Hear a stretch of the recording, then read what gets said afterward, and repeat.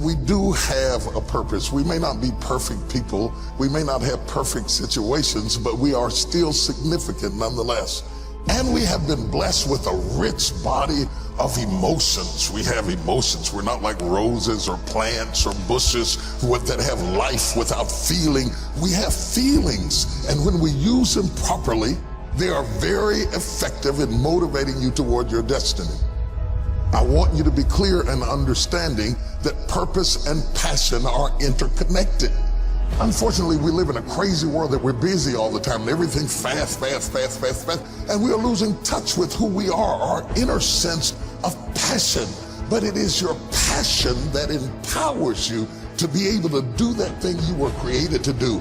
We have passion through which we thrust into the throes of life to accomplish the things that we were created to do so that we can function at a higher dimension with authority and with conviction. You need passion to withstand all the obstacles that go along with your purpose. Just because you're living on purpose doesn't mean you're going to have problems. You're going to need thrust to be able to get up off the ground and to step into the field of your dreams. Even if you have not landed on the thing, at least get in the territory of the thing you are dreaming to do and that you hope to accomplish to do. And through that passion, you're able to ignite things you have never ignited before. I hear you, I hear you, I hear you. You're saying, I don't feel a thing. All of us go through times that we don't feel anything at all. But in order to ignite passion again, you have to be exposed. Get out of the boat, Peter. Walk on the water. Go do something you've never done before. Get involved. Get connected. Because when you are exposed, you see that there are more options than your contemporary situation at any age. That's the good news about it. You don't have to be cute. You don't have to be pretty. You don't have to be a size 3. You don't have to be a blonde or brunette. You don't have to be 20 or 50. At any age, you can still ignite your purpose through finding your passion. That's good news. What then do we do with the lulls in life? The dark shadows in life. We all have them. The secret pains and burdens that we have in life. Are they in fact distractions from our purpose? Absolutely not. I have never seen anybody who did extraordinary feats that didn't have extraordinary issues. It is the passion that gives you the power you need, but it is the pain from which you have the conviction about it. If you had not been through some pains, you would not have the burning to do what you do. I believe that children are like arrows. They need to be directed. You aim them at the thing you want them to hit, but you don't push an arrow, you pull it away from it.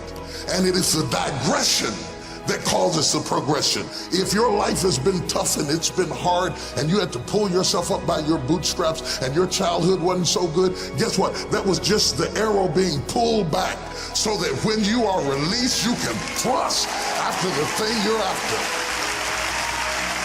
So you don't have to grieve over what you didn't get and what didn't happen and how you were treated and who didn't raise you and who didn't love you. You don't have to grieve about it at all. Once you understand, the greater the digression, the stronger the progression.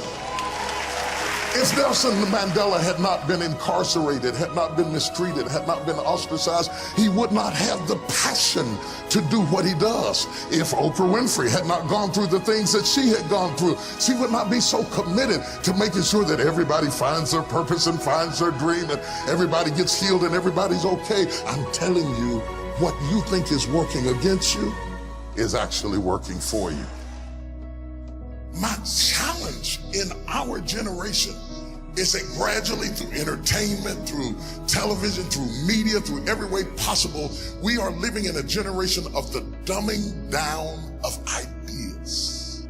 Because we have traded effectiveness for busyness. Statistics say we are busier than any other generation we have seen in the last 300 to 400 years. We are so busy. We are busier than a one-arm wallpaper hanger. We're just busy. We are just as busy as we can be, and we think because we're busy, we're effective.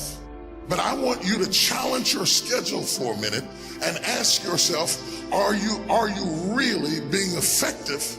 Or is your life cluttered with all kinds of stuff that demands you and drains you and taxes you and stops you from being your highest and best self? And are you substituting busyness and all the chaos that goes along with busyness from being effective?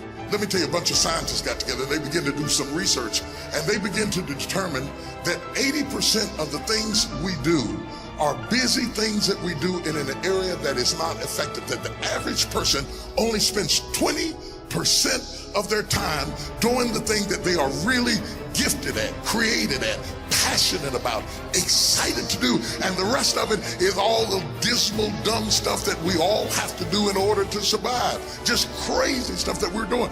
Wonder what would happen if we would go from doing 80% of things that are busy but not effective and 20% of the things that are really effective if we would switch those numbers around and only give 20% of our time to the things that we have to do and 80% of our time to the thing that we were created to do.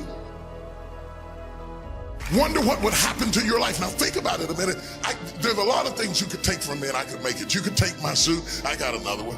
You could take my car, I could get another one. You could take my house, I could get another house. But when you take my time, you have taken something from me that is totally irreplaceable. We take all kind of classes for money management. We know how to manage our money. We know how to repair our houses. We're working on our hair and our bodies and all of this kind of stuff. We do everything except the most important thing is to value our time. It takes time to be creative. You were meant to be creative. You were created in the likeness and the image of a creator, and in that likeness and in that image, you have creativity. If you had time, you would be creative. But in the absence of time and with busyness and clutter and the phone ring, beep, beep, beep. Y'all got music playing on your phone, all kinds of stuff. And no matter what kind of song you put on it, after a while you hate to hear it, because every time you hear that sound, you know it's somebody else wanting something else from you that's taking you away from what you are gifted and creative to do. This is a life class. That means that we have an opportunity to learn how to maximize our lives. Think of the things that you're doing that somebody else could be doing. And think of yourself as a precious commodity that you are going to reserve your energy for your highest and best use. The first thing we teach people that understand their significance, if you are doing anything that somebody else in your life could do, you are not reserving yourself for your highest and best use. We are not using our life, our time, our energy for our highest and best use. And something in the back of this brain back here is going ding, ding, ding, ding, ding, ding, ding, ding, ding. You're missing it. You're missing your life, your purpose, your passion, your excitement, your enthusiasm. And through these classes, what we want to do is shake you and rattle you and stir you up to understand that every moment is a gift, every second is a gift, every thought is a gift, every idea is a gift, every opportunity is a gift, everybody you meet is a gift. You are gifted with opportunities, and I want to show you how to begin to maximize what you've got. People will define you by how they met you. Whether it may be girlfriend, mother, banker, whatever it is, they define you right there. They put a period. But if you have the capacity to do more, turn that period into a comma. I tell people, don't let people put a period where God has put a comma. Explore all of your life, no matter how diverse it is. There are some people who have more capacity and they can handle more things, and there are other people who have to focus on one thing and do one thing well. You have to determine which one you are and be that. Now, a lot of people don't know how to get over the past. They don't know how to forgive. They confuse forgiving with forgetting. You don't have to forget it to forgive it. They need to also realize that forgiveness is a gift you give yourself. It does not exonerate the perpetrator. It doesn't mean that they weren't wrong. It just means that I'm not going to be tied to what they did the rest of my life.